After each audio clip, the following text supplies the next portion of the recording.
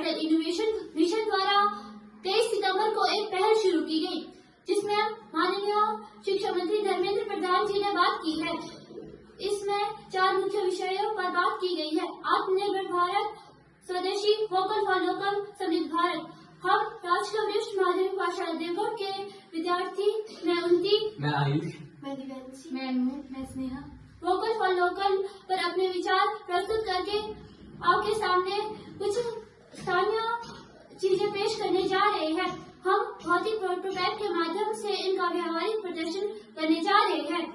नमस्कार। हमारा आज का विषय है मक्की की खेती, आय का स्रोत और सांस्कृतिक गौरव। मक्की भारत की प्रमुख खाद्य फसलों में से एक है। यह न केवल ग्रामीणों की आय का स्रोत है, बल्कि ग्रामीण संस्कृति का भी प्रतीक है। पर्वतीय क्षेत्रों और उत्तर भारत में मक्की की रोटी और सरसों का साग बहुत प्रसिद्ध है। अब मैं आपको बताऊंगी कि मक्की का आटा कैसे बनता है। सबसे पहले हम इस तरह की एक सूखी हुई मक्की लेंगे और इसके दाने निकालकर इन्हें अच्छे से छानकर इन्हें धूप में सुखा देंगे। सुखाने के बाद हम इन्हें चक्की या मिल में पीस सकते हैं। अच्छे से पीसने के बाद हम इसे थाली में ले लेंगे और अब हम इसमें गुनगुना पानी डालकर इसे अच्छे से गूंद लेंगे। जैसे हम रोटी बनाते हैं उसी तरह हमें इसे बनाएंगे, इस तरह से।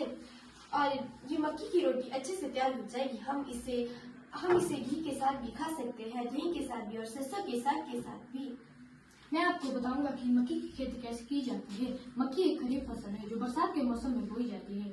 सिंचाई 2 से 3 बार प्राप्त नमी में बनाए रखते हैं। बीज बोना में हल चलाकर नमी वाली मिट्टी में बोते हैं। फसल की कटाई अक्टूबर-नवंबर में जब फसल की फलियां सूख जाती है तब काटी जाती है। किसान इसे अनाज और पशुचारा दोनों रूप में उपयोग करते हैं। नमस्कार। अब मैं आपको बताऊंगी कि मक्की की खेती हमारे लिए किस तरह से सांस्कृतिक गौरव है। मक्की की खेती ग्रामीण भारत की संस्कृति, परंपरा और आजीविका से जुड़ी है। यह न केवल हमें आर्थिक मजबूती देती है, बल्कि यह पारंपरिक भोजन संस्कृति का भी एक हिस्सा है। हमें इसे संजोकर रखना चाहिए, क्योंकि यह धरती की देन है और हमारी संस्कृति की पहचान है। अंत में मैं बस यही कहना चाहती हूँ कि आधुनिकता के कारण हमारी प्राचीन चीजें लुप्त होती जा रही है, जिस कारण हमें कई तरह की बीमारियों का भी सामना करना पड़ रहा है। अगर हम प्राचीन चीजों को अपनाते हैं तो उससे हमारा खर्चा भी कम होगा और हमारा स्वास्थ्य भी ठीक रहेगा। और अगर हम स्वस्थ रहेंगे तो हमारा समाज स्वस्थ रहेगा, जिस कारण हमारा देश स्वस्थ होगा।